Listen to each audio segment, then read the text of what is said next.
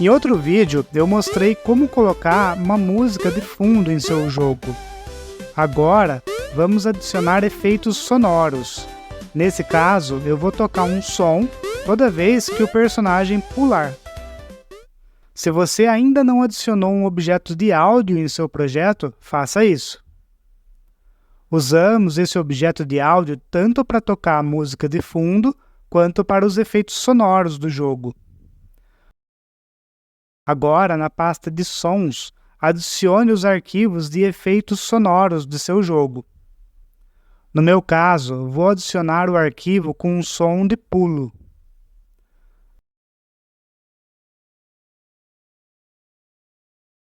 Agora, adiciono um evento para que, quando a sprite do jogador pular, executar o som de pulo.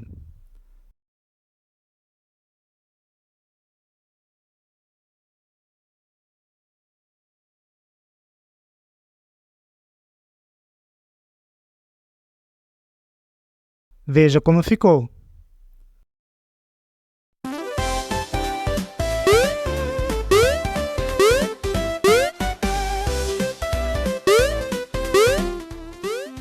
Agora você consegue adicionar mais coisas em seu jogo. Por exemplo, nesse jogo, eu adicionei efeitos sonoros ao pular, cair no chão e correr. Veja que, com o som, o jogo fica bem mais interessante.